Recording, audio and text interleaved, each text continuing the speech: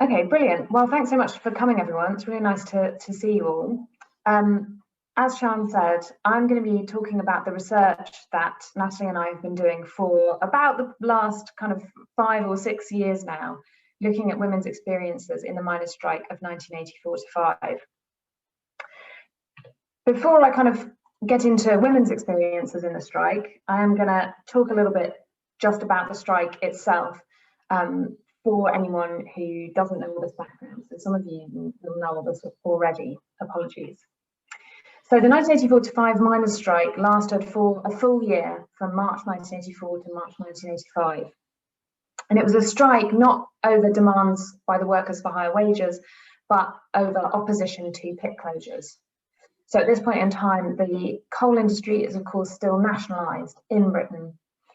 So it's run by the National Coal Board, but the National Coal Board is obviously very directly shaped by the government. The government at the time, of course, is the Thatcher government. And the Thatcher government had come into power in 1979, quite hostile to the miners and their trade union. And one key and obvious reason for this is that the miners' trade union, the National Union of Mine Workers, had brought down the previous Conservative government, the government of Ted Heath, in 1974. When they undertook a national strike demanding big wage rises, led to a state of emergency, shortages of power. Ted Heath went to the country, called a general election and lost. There was a lot of kind of bad feeling on the part of the Conservative Party. And Margaret Thatcher really wanted to sort of break the power of the National Union of Mine Workers, which was one of the strongest, most powerful trade unions in Britain at the time. That's particularly the case because coal was used to produce most, not all, but most of the electricity in Britain. So it puts the miners in a really powerful position at the head of a really powerful kind of trade union movement. So the Thatcherites wanted to kind of reduce the power of the NUM. And by 1984, they had put preparations in place to try and do that, in particular, stockpiling coal at power stations and getting the police ready to kind of break any kind of strike and protect any men who wanted to continue to work. So the strike was sparked by the announcement of pit closures. And miners, over 140,000 miners at the height of the strike, came out to protest against and to try and reverse these pit closures and maintain the industry and maintain the communities that the industry sustained. However, one really crucial factor in the strike was that, controversially, there was no national ballot, and that meant that in some areas, particularly Nottinghamshire, was a big, really productive area, many miners continued working. There's lots of activism that went on across the country to support the strike. Today we're going to be specifically talking about the activist women. And the strike is, I think, particularly significant moment because the loss of the strike, the fact that the miners ultimately lost, and the pits were almost entirely closed in the sort of 5 to 8 years after the end of the strike, was a kind of turning point in modern British history. It's a moment where kind of Thatcherism sort of triumphed, and the power of the NUM and also other trade unions in Britain at the end of the strike was greatly reduced. So the traditional narrative focuses largely on men and men's activities, as you kind of see in this picture. The strike is seen in this narrative as a political battle, and of course more right-wing tellings of this story emphasise the violence of picketers and the way that they were trying to enforce their politics in the country, whereas the left-wing strike sees the strikers, these striking miners, as heroes trying to defend their industry and their communities and the strength of trade unionism in Britain. What our project has done is to really focus on women's experiences in the strike. And at the heart of the project is interviews that we've conducted with about 100 women from all across the country, including down in the Kent coalfield, in Nottinghamshire, Yorkshire, South Wales, the North East, Scotland, so all over.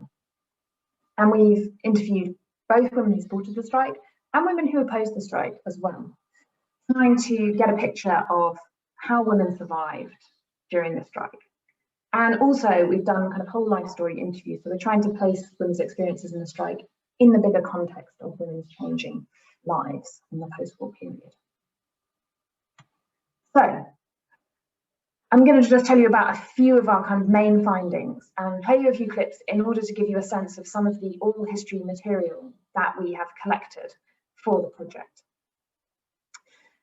So one of the biggest kind of themes of the project and of women's recollections of the strike is very simply and very obviously the struggle to survive. Because the men were out on strike, they weren't getting any wages. They also were not getting large amounts of strike pay from the NUM, which couldn't afford to give them strike pay. They got a small picketing allowance, the men, if they went picketing. But this lack of an income meant that most mining families, when the husband was on strike, were in really serious financial difficulty.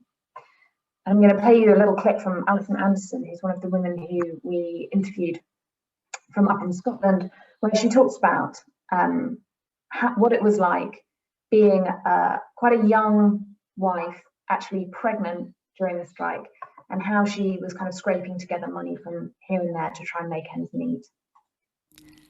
Alison was living with her husband and young son in High Valleyfield, Fife, when the strike broke out.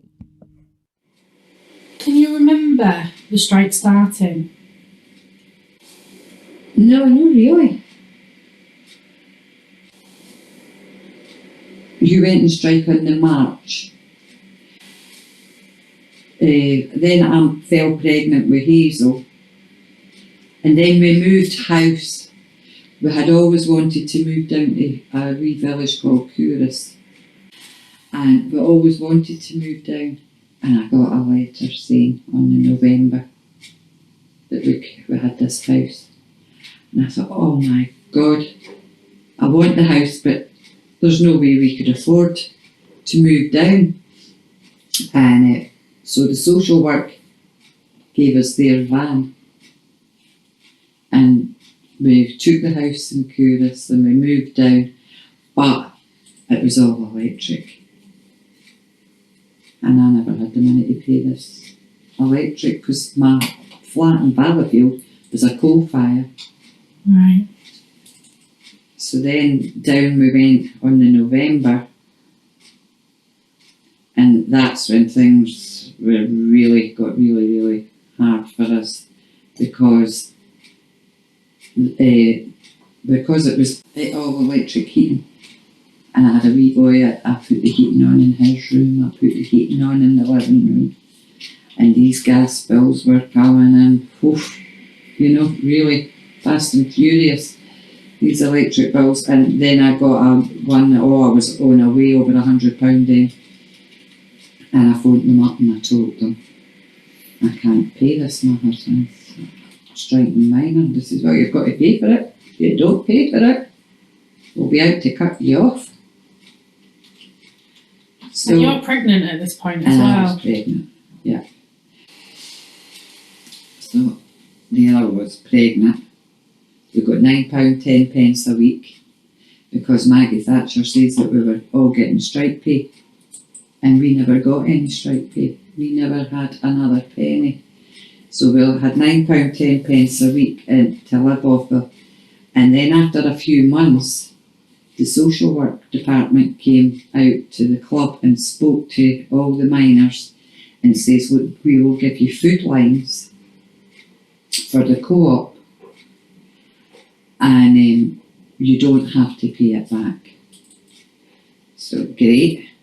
So I got £20 every week food line, and what I had to do was I would go round the shops with my mum, round the co-op, and I had a calculator, and I would pick up £10 worth, then I would hand the calculator to my mum and she would pick up £10 worth. We would go to the till and hand over the £20 voucher. My mum gave me £10 that I paid to my electric, so I still only had the £9.10 a week to buy fresh milk and bread and anything else.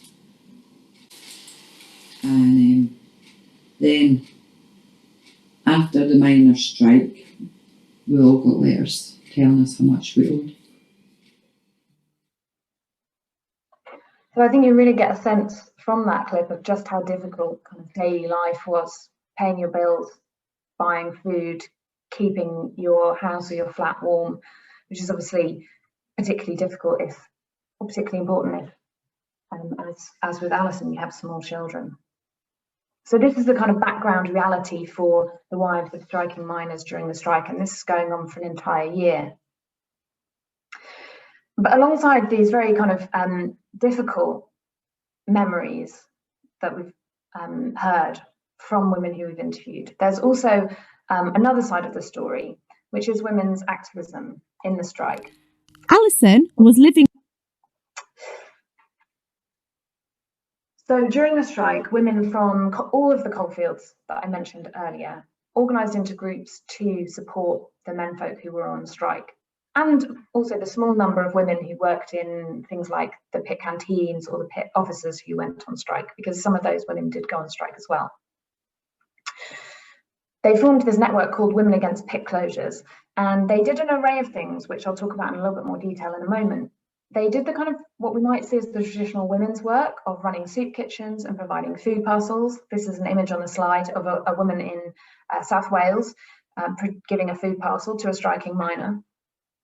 They also did a lot of fundraising in order to raise the money to put on these food parcels and soup kitchens. And they also showed their support for the strike by going on marches and demos, and also by standing on picket lines alongside strikers. It's important to remember that only a small minority of miners' wives and other women from mining communities and mining families were activists. But the work of these activists was absolutely crucial to keeping the strike going for as long as it did, for keeping the strike going for an entire year. So it's really, really important. So let me tell you a little bit more about what our interviewees have told us about their work. One of the kind of stories that's told about women's activism in the strike in some of the things that were written at the time, like this piece that was written in Spare Rib, which some of you may know is a big kind of feminist magazine in the 80s, and some of the things that have been written after the strike about women's activism have suggested that the movement of women against pit closures, as Maureen Douglas says here, released women from their isolated role in the home into organising, something they have never done before, bringing them into contact with aspects of politics they've not really known about previously. So one of the things we wanted to do, Natalie and I, in our research, was to kind of test this account of what women did in the strike and how it kind of changed them. So some of our interviewees have told us the stories of how they set up soup kitchens and food parcels. And in this excerpt, I'll give you a moment to read it. This is an extract from Pat Smith's interview. Pat was a miner's wife from Dillington in South Yorkshire, and actually her husband was president of the local branch of the NUM. And in this little extract that I've put on the slide, she describes how they set up food parcels. So I'll just give you one moment to kind of read that.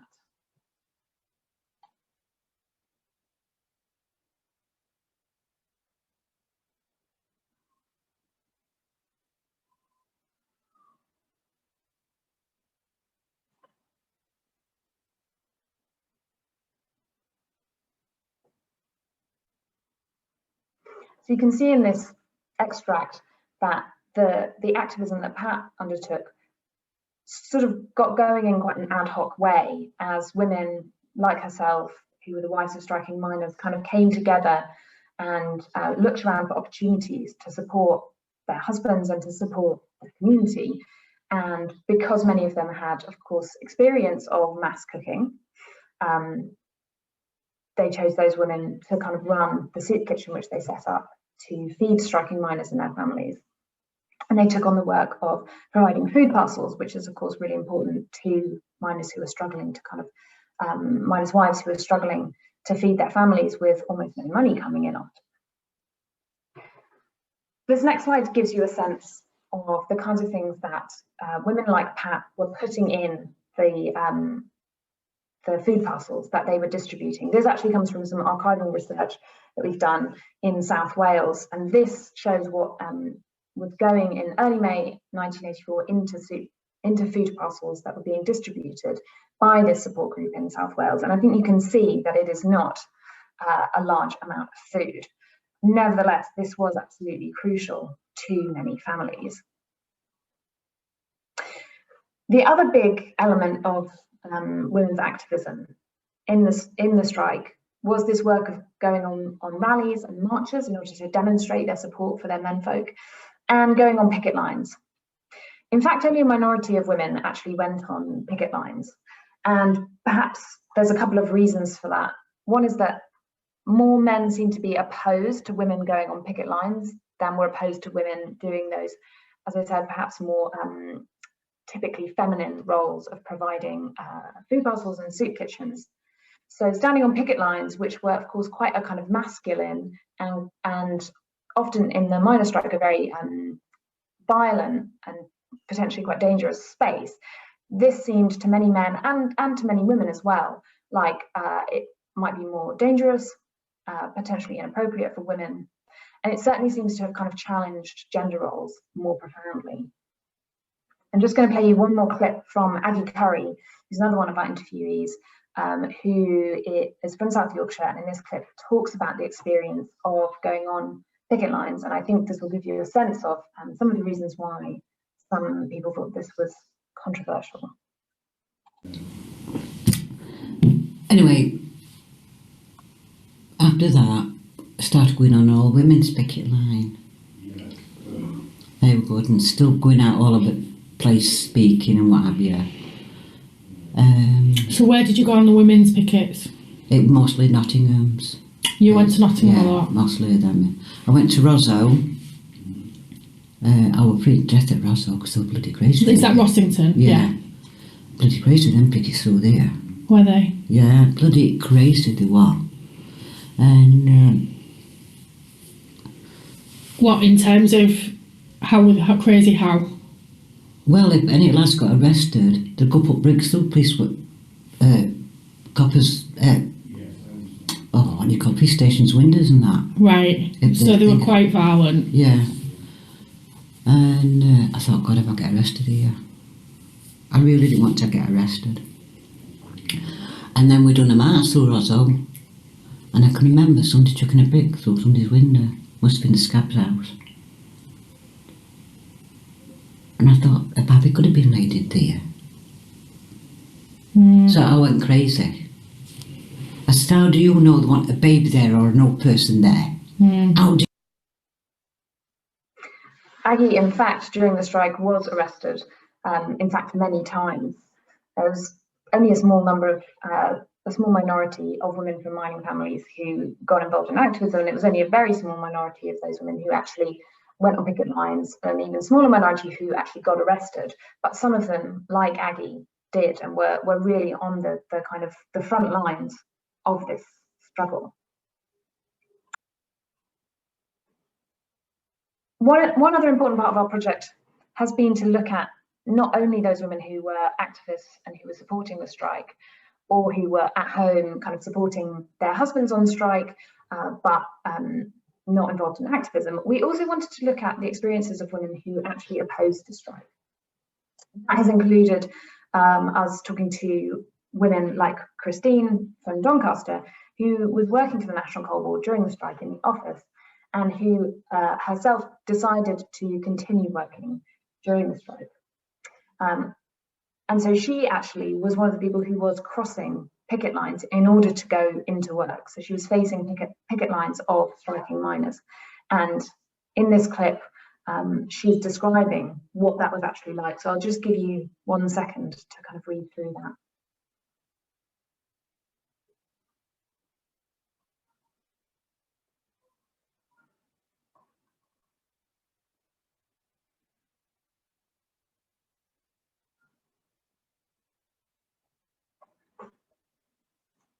So we've kind of got it from both sides, the experience of being on a picket line, from women like Aggie who were standing on those picket lines, and from women like Christine who were working through the strike and who were crossing those picket lines.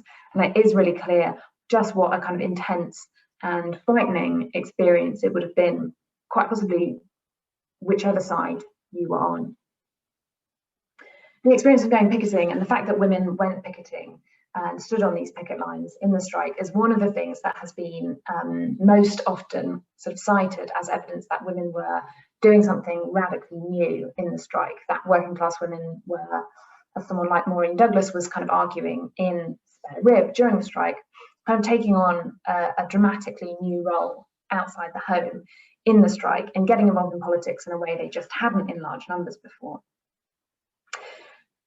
And our research has shown, I think, that many women did have very important new experiences during the strike, particularly if they got involved in activism in the strike, which did leave them feeling changed at the end of the strike. But the other side of the picture is that our research has also shown that many of the women who got involved in activism, in particular during the strike, they had often been politically active before in various different ways. Probably the most common way for them to have been politically active before was in their own trade unions. Many of the women we interviewed were working during the strike or had worked in the past and had been part of trade unions themselves. Others had been involved in the Labour Party or in CND, the Campaign for Nuclear Disarmament. And so actually, one of the things that we argue is that it needs to be really recognised how important working class women's previous political experiences were in shaping the activism that they were able to undertake during the miners' strike.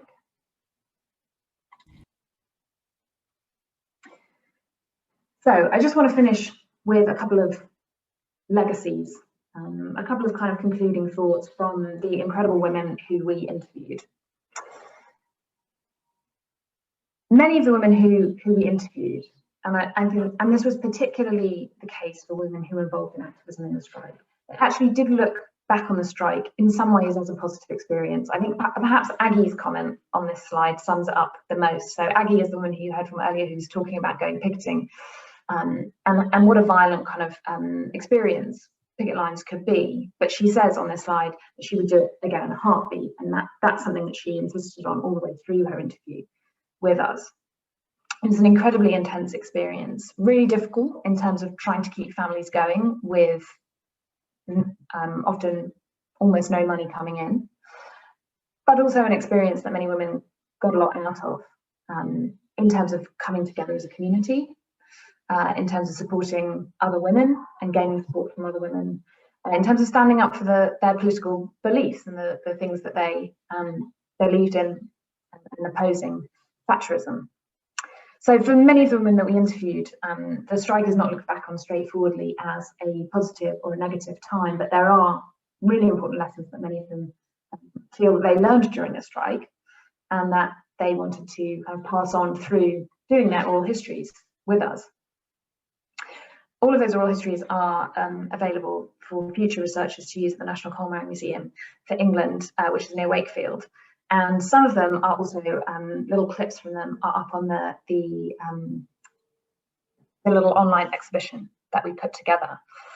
So there's lots of great resources that hopefully are kind of available for people to use to do further research into this, using the interviews that we collected. And we've also put together various other resources, including these educational resources, which Natalie's going to share with you now. So I'm just going to talk for sort of 15 minutes or so about the educational resources that we've designed for the project for Key Stage 3. When I say that we've designed, I think more accurately, be more accurate to say that they've been designed by Will Bailey-Watson and Tim Jenner in conjunction with us. So Will Bailey-Watson is the PGCE lead in history at the University of Reading, so in a sense a colleague of mine, and Tim Jenner is now the Ofsted lead for history actually, although he was a teacher at the time when he helped to design these resources. And basically we really want to make some educational resources for the project, but me and Florence were both highly aware of the fact that we haven't been in a classroom since we were at school ourselves, so we thought, you know, we've got to get actual teachers to design this.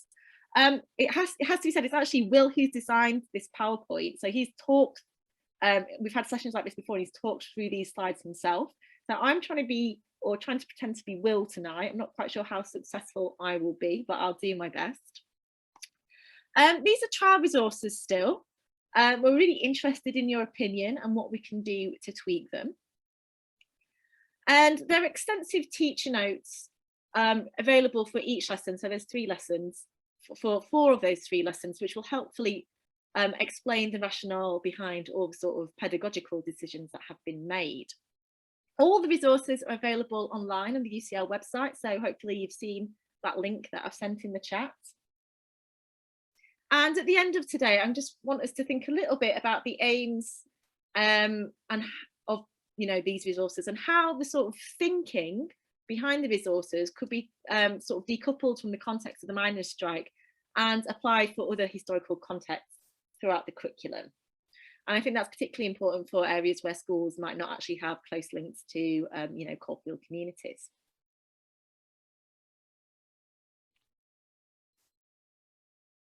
So the key aims for bringing this project to the classroom, we had 5.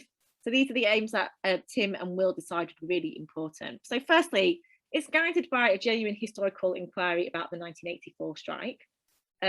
Obviously that genuine inquiry is mine and Florence's inquiry. It involves the pupils as active participants in uncovering oral histories. So it's really important that we get the students out there doing oral histories and becoming historians themselves. The third aim is to bring practicing historians into the classroom. So we've made a few videos of myself there to try and, bring the sort of expertise that sort of academic historians have into the classroom. We want students, number 4, to be able to positively and constructively reflect on that process of collecting and analysing oral histories.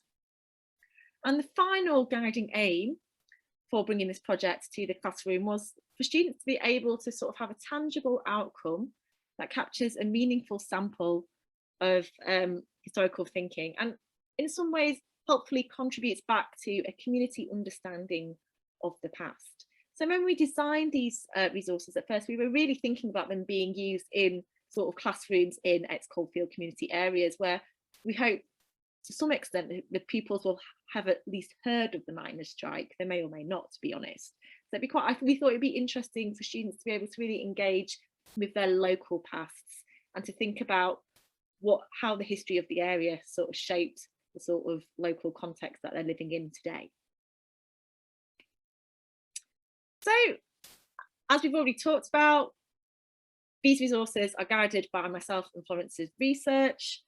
You'll see when you look on the educational resources that there's sort of links to our project, and there's sort of links to some of the interviews that we've done, and there's a link to a 15-minute video that we've produced in conjunction with the National Mining Museum. And so we've got all that sort of intellectual research sort of scaffolding the project in the background. And the inquiry question that Will and Tim came up with as the question that was structuring the whole sort of 3 lessons is, what does oral history add to our understanding of the 1984-5 miners' strike? So I've got a few notes from Will here. He says that history teachers should all know that an inquiry question, when well planned, provides an opportunity for pupils to draw together all the substantive knowledge they have, to analyse this through a disciplinary lens, and to reach powerful shared outcomes through debate and argument. And Will said that he and Tim settled on this as the sort of guiding question to sort of structure the 3 lessons, because he felt that sort of the miners' strike itself sort of brought in an obvious narrative arc. There's an analytical thrust there around oral history and women's voices. And he also liked the fact that this question sort of alludes to the fact that there are already understandings out there of the miners' strike. It's a well-known public event. So he's interested in sort of deconstructing perhaps some of those received narratives that we have around it. So under this question, there's 3 lessons, as I've said. So lesson 1, that is all about establishing what that dominant narrative is around the miners' strike. And it's also, to be honest, a lesson which is all about really telling students about the miners' strike, giving them a sort of outline of the actual history of that dispute, so that they're really sort of secure in their historical knowledge and understanding of what the miners' strike actually is. So we're really just doing the groundwork in that lesson. In lesson 2, this is the bit where we really get into the oral history stuff. It's all about preparing the pupils to conduct an interview, hopefully with a woman that they know in their community. Then hopefully they'll go away and do that homework. And in lesson 3, they'll be able to analyse their findings and they'll be able to reach some conclusions with each other. Sorry, dog's just barking outside. Hopefully it's not too loud.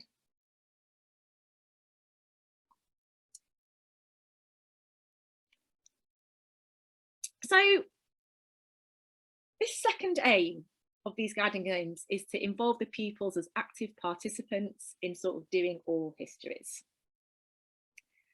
So whilst I was talking with Will and Tim, I was saying that, you know, what I would really love in an ideal world is for students to be able to go out and do their own oral history. I know that myself and Florence have found the process of doing oral history really powerful. It's a really fascinating way of doing history, and it's also a really enjoyable way of doing history as well. I'm very evangelical about oral history, so we'd love for students to be able to do that, but we're of course incredibly aware that it's easier said than done. So Will and Tim thought a lot about how we might scaffold this. So the lesson 1 homework is simply for students to find someone to interview. So how easy that is might depend a little bit on where you live. So if you live in a pit village or an ex-pit village in South Yorkshire, for example, that might not be too difficult to find someone, or at least to ask a friend of a friend. Will and Tim also suggested that if for teachers who are sort of coming in from coalfield communities, that as a backup, they might be able to source 1 or 2 people who maybe could come in and do a group session with various students instead. But also, we're very, very aware that some students may just simply not be able to find people to interview in the end. So don't worry, we have set up an alternative homework for students who are unable to do that interview. And that's actually based on the oral history recordings that myself and Florence have done, which are online on the website. And that alternative homework is based around getting them to analyse those oral histories instead of their own. But hopefully they will find someone who they can maybe interview. And so then lesson 2 is about preparing them for that interview. It's really making them think a little bit about what questions they're actually going to ask, how the practicalities of an interview work. There's also going to be a few short videos from me, just talking a little bit about the oral history process. Lesson 3 is all about analysing those interviews. So it is sort of dependent on students having done homework of some sort, hopefully a homework where they've interviewed someone themselves, but if not, this alternative homework where they look at the oral history transcripts and the interviews that myself and Florence have done. Will and Tim suggest that if students haven't done any homework at all, and I hear that it is known, that you actually give them copies of the transcripts of the interviews that myself and Florence have done. Those are online as part of educational resources, and to make them do them in class so they can participate in the activity.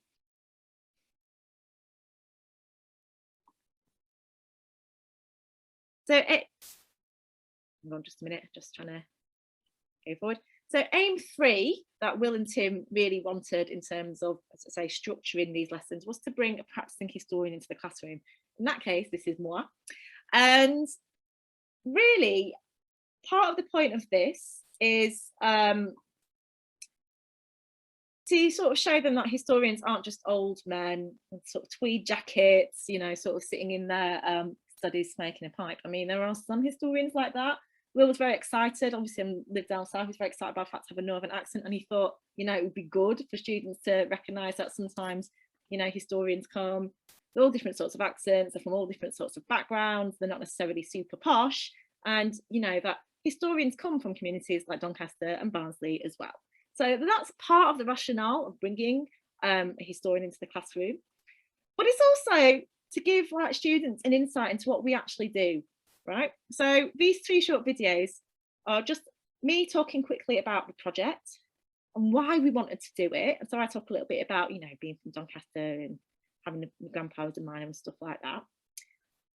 We have a second interview with me, just again very short, just 2 minutes, where I'm talking about the project findings.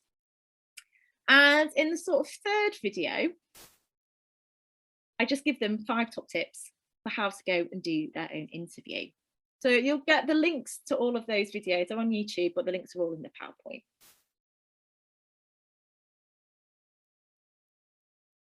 So the fourth aim is for students to positively and constructively reflect on the process of collecting and analysing oral histories. Now, hang on just a minute, I need to go back. Myself and Will and Tim were all talking about how ambitious this is. And I think we're all well aware that this is really stretching for Key Stage 3 students. So it might be a bit of a case of just seeing where you get with it. But nevertheless, I think it's really useful if students can have a think about not just doing oral history, but like what oral history actually means, what are the problems with it, what are its advantages, you know, thinking about how we actually do history itself. So Will and Tim designed a range of tasks, which I'm going to show you on the next slide, helping those students to answer these questions. So we're asking them how oral history helps us to sort of complicate established narratives. We're asking students to think about how oral historians use an intersubjective approach to see what questions were asked and when. Now, I've used the word intersubjective here, to be honest. I think you could probably just use the word interactive and it might be a bit more understandable, I guess, for 13 or 14-year-olds. The point here about using this term intersubjective or interactive is just to underline the fact that an interview, it's a two-way process, right?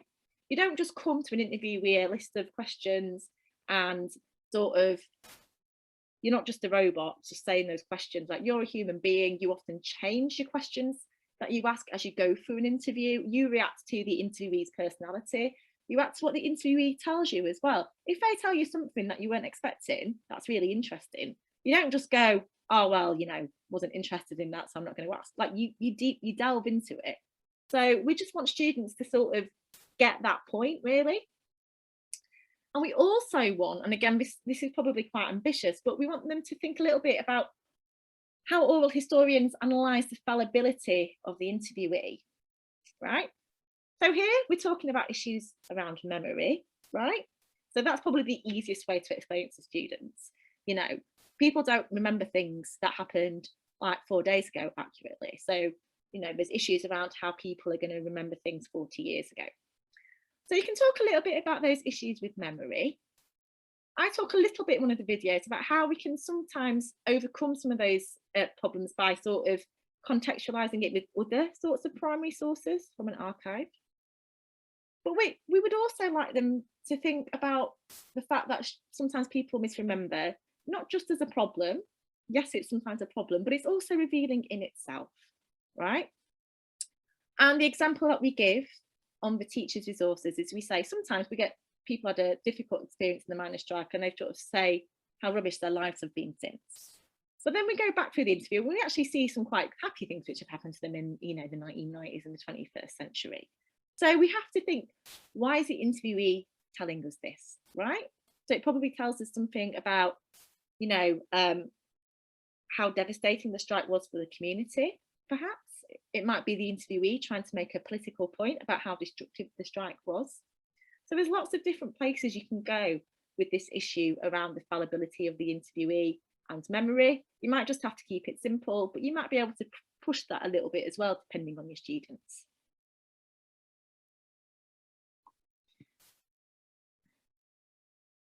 So these are the exercises that Will and Tim came up with, which again are on the worksheets for that third lesson for helping students analyse oral history. So we've got a sort of first exercise which makes them look at the interview that I did and to question whether or not it complicates that received narrative about the miners' strike. Got that second sort of thing around the flexibility of the intersubjective approach or the interactive approach. And so here we're asking students to look again at their interview and say whether or not the questions that they asked, whether they stuck to their scripts, whether they kept on adapting their questions in response to what the interviewee was telling them. And then that third set of sort of exercises around analysing is around the sort of fallibility of the interviewee. And that is asking students to think about how sort of issues around memory shaped the story that they were being told.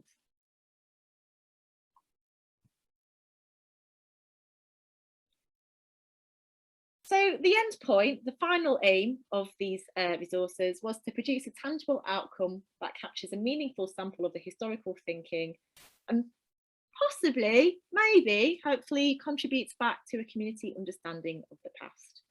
Right. So the third lesson concludes with pupils drawing together all their thinking and their work together in a written task. I'm not quite sure whether you can see that properly on the slide, but this slide simply says, bringing our lessons together, what does oral history add to our understanding of the miners' strike? They get students to sort of put their hands up or to write things down. And then Will and Tim also suggested that there would be scope for setting up a display around what the students found. You know, if you're in sort of ex-coalfield areas, it might be quite a powerful thing to have up in a history classroom. And so again, just a quick reminder of what those key aims were for bringing this project to the classroom that Tim and Will came up with. I'll just let you have a quick read of them again to sort of just refresh your memory. Hopefully that's made sense to you and you can see where the sort of, I guess, the rationale for the resources that have been designed, where it all comes from. We also thought quite a bit about how we might adapt this across the curriculum. Obviously, most areas in Britain are not ex-coalfield areas, but we still think that, you know, getting students to do oral history is a really great thing to do. So we might think about the sort of different topics we might want to do oral history with, which might be more sort of adaptable to a local context. So for example, if you live in an area of which is quite ethnically diverse, has had a sort of history of a lot of migration in the last sort of 50, 60, 70 years, you know, you might be able to sort of set up an oral history project around the experiences of migrants to the area. More broadly, you could do a project around, for example, experiences of schooling, girls' experiences of schooling, if you're interested in bringing women's voices into the classroom. And I'm just saying that as a little plug because I've actually done some resources around the experiences of education that some of our interviewees had for the Secondary Education and Social Change project, which was an academic research project carried out at the University of Cambridge, which was all about secondary education in post-war Britain. So I've actually done some resources on that. And if you click on the website there, you can go and find teaching resources. I'm really keen actually to think about different ways in which oral history can be brought into the classroom. And I have sort of said to my university, to my managers, that I will work with teachers to think about other ways in which these resources can be brought to Key Stage 3 classrooms in non-mining areas. So if there is anyone out there who's interested in working with me on that and sort of helping to develop some, you know, lesson worth of resources, then please do get in touch with me.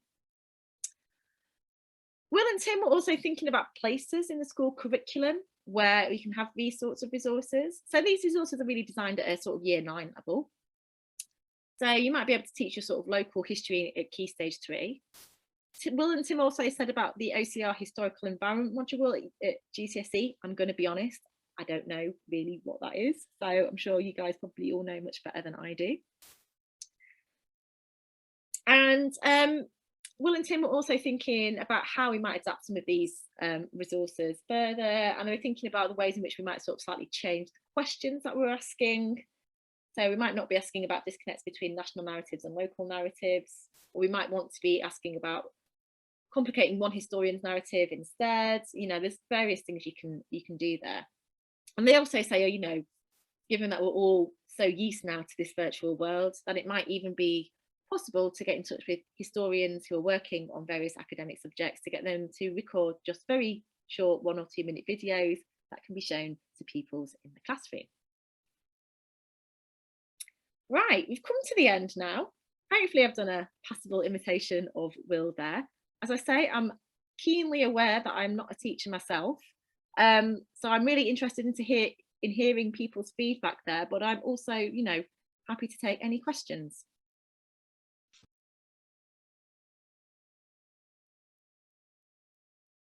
I think I speak for everyone. That was a whistle-stop tour, but nonetheless, I feel like I've learned so much, if I'm completely honest. I just wanted to thank you both for both parts of the input, because I think that contextualization was really important to the resources and things like that. I guess what I like so much about this, and I think other teachers would say, is that it really sort of like demystifies that procedure of, like, I say procedure, but like what a historian actually does. I think especially for my students, we've been trying to sort of show them that being a historian is not just about hiding away in an archive in a dark corner of somewhere, but is actually about things like oral history. So just for a different perspective, if people don't want to teach it as an isolated thing, we're going to weave it into our year 9, where we look at the development of women's rights in the 20th century, sort of following on from the suffragettes for year 9, really. But we look at Dagenham, obviously, but that's quite like 20 years before. And I think they get this view that from that moment on, women are always involved in activism or involved in striking. But this, with the oral history as well, can provide both sides for them. Is there anybody that has any questions at all? Great to think about how to apply it to Key Stage 3. Yeah, I think oral history is great as well, and it sort of opens up students to be able to sort of pick out their own themes as well, and maybe they can follow someone and pick it out themselves, which I think is really important. I guess I have 2 questions that are just sort of my own before anybody give people a chance to put them in the chat. My first is sort of directed, I guess, at both of you. When completing the research, you said that you were surprised by some stories that you heard. What would you say is probably the most surprising thing that maybe you didn't go into and anticipate that you would maybe learn, or that you went into and you thought, and you were expecting something completely different? Either one of you, that was be my question. Oh, that's a good question, Sian. In some ways, it's like a wealth of stories that we could tell. I don't know, Florence, can you think of any obvious examples?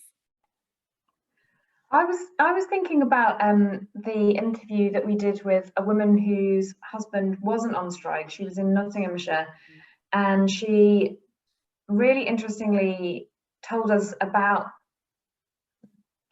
she described how when the picketers came from Yorkshire, where obviously almost everyone was on strike in Yorkshire, in Nottinghamshire, the majority of people didn't go on strike. The pickets all came down from Yorkshire, and she and other women in the village, the Pitt village where she lived, sort of felt so kind of, they felt under siege from the picketers in the same way, or in a somewhat similar way to the way in which people in striking villages, say in Yorkshire, felt under siege by the police. And she and some women in her village actually sort of formed together into a small group and kind of marched through the village, kind of reclaiming the space from the picketers, which I found really surprising and interesting, because I'd never sort of heard about that, any kind of, it's a sort of activism, but from the non-striking, from the working miners' point and their families. So that was one thing that surprised me. I was going to give exactly the same story, actually. So. Because I think I love the idea of, especially with the resources, with the ability to sort of question that narrative throughout, because I think for me as well, I don't think I had that. I think I had that narrative in my head that it wasn't such a small minority of women, sort of thing. So even for myself, that I've been that's been questioned for me now as well. Shall I don't think we have any other questions. Sam, did you have any questions at all that you wanted to ask, or anything further before we close for the end of the day? Yeah, no, there's not anything in the chat at the moment, so if you do have any questions, then feel free to fire them in. I guess my only thought was, and maybe this is a bit of a cheeky question, but obviously you've both conducted so many oral history interviews. What's the most kind of interesting thing you've heard, or the most revealing thing that you've heard from people you've been interviewing?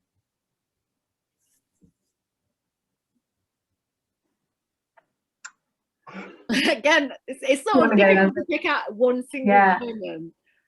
But I mean, we've had so many amazing stories. I mean, I would say something that's really interesting about the oral history process is just how much some people will tell you.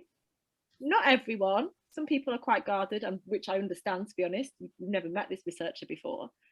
But some people it's often about 2 or 3 hours if you're doing an oral history. Me and Florence did sort of full life histories. We didn't just talk about the strike. And for some people, it's amazing how they will open up and tell you really quite intimate things about them, about themselves. It's a sort of space for them really to actually work out some things about their own lives and their own past. I had a woman who very unexpectedly, I've got to keep her anonymous actually because she asked for anonymity, but only about 15 minutes in, sort of suddenly called her dad a bastard, and she had really clearly not sort of thought she would sort of go there in the interview, and it's sort of, she surprised herself, and then she started really sort of analysing the relationship that she'd had with her father.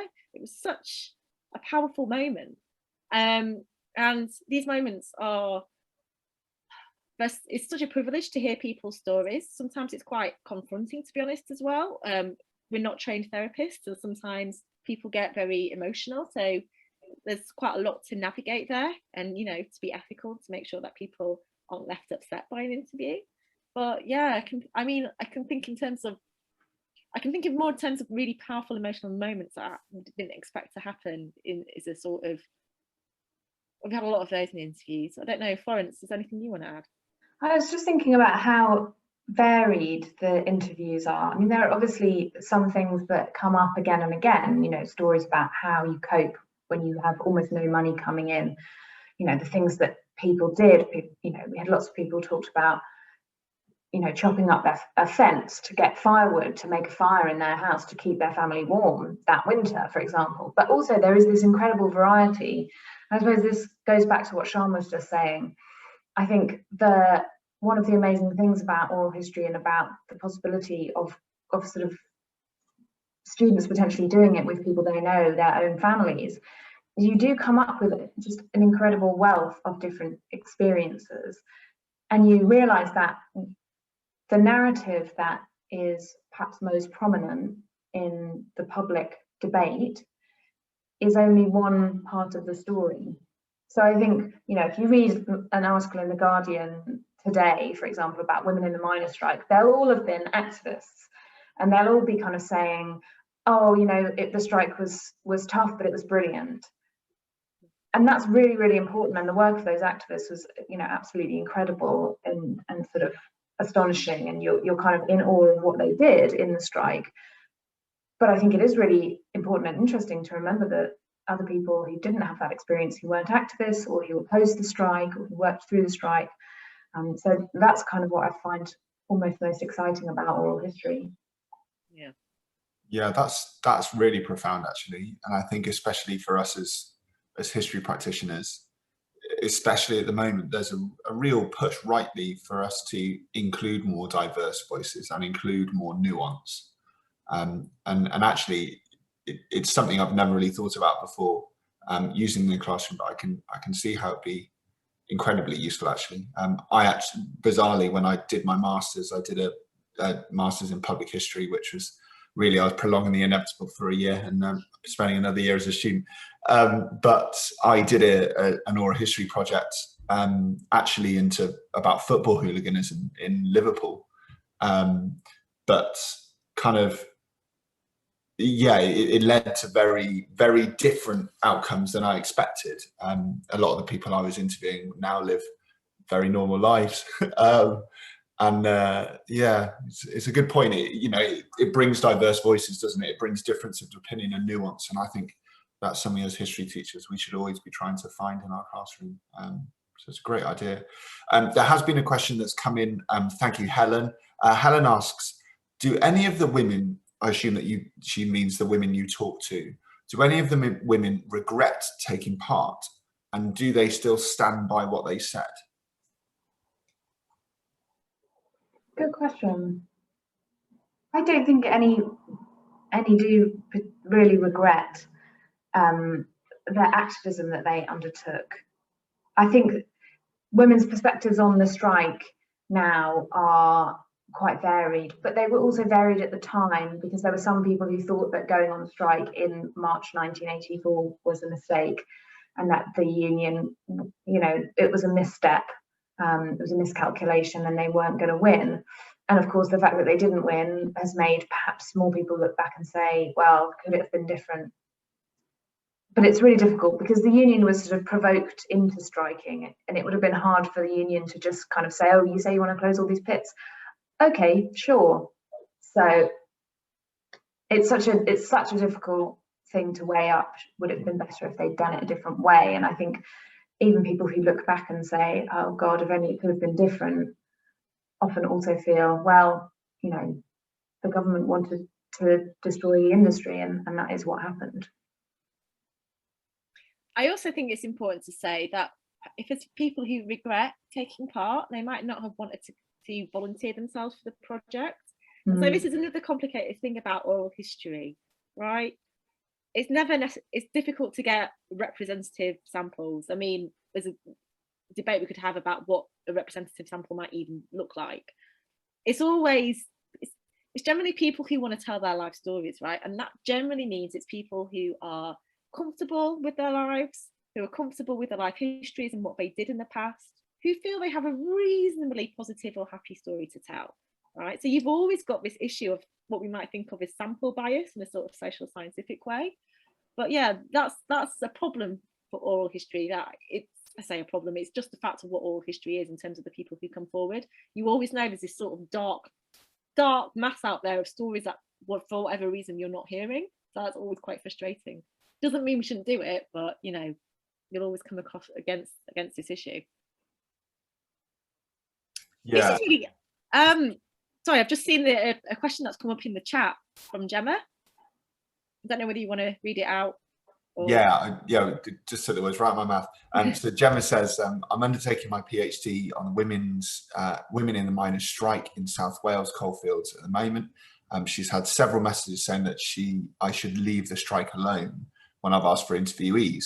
Did either of you get responses similar to that when undertaking your research? Yeah. Well, I think maybe because we didn't approach people directly for interviews on the whole, but rather we waited for people to come to us after extensive advertising, we didn't get that so much. I have to say, I mean, some from Doncaster and I, know of people who were involved in the industry. I did ask a couple of close friends whether their mum or dad would chat to me, and there was a little bit of, they weren't people who were political activists, and there was a bit of hesitancy in like, oh, that needs to be left in the past now. So I did I haven't counted that on a low level. I would say though, I know someone who, an academic at Sheffield University, a bloke called Jay Emery. He's done a PhD about the belonging in the Nottinghamshire coalfields. So Nottinghamshire was where most people, not everyone, but most people remained working throughout the strike. And he found it incredibly difficult to get people to talk to him about the strike. And he was always told, we don't talk about that. Look, just don't go there.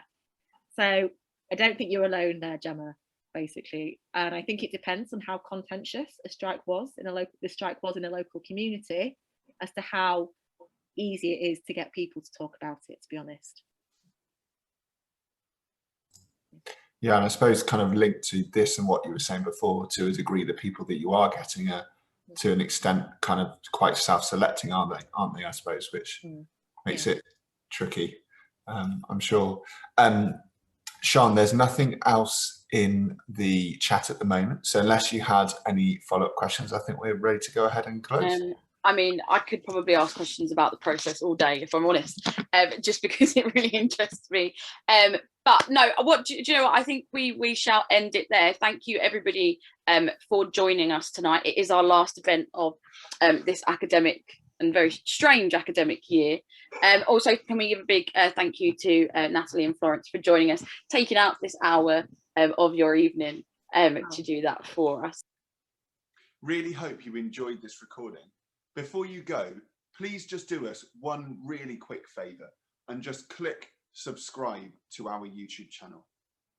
We know it's a chore, but it's going to make such a huge difference to the network as we try to grow. Thank you.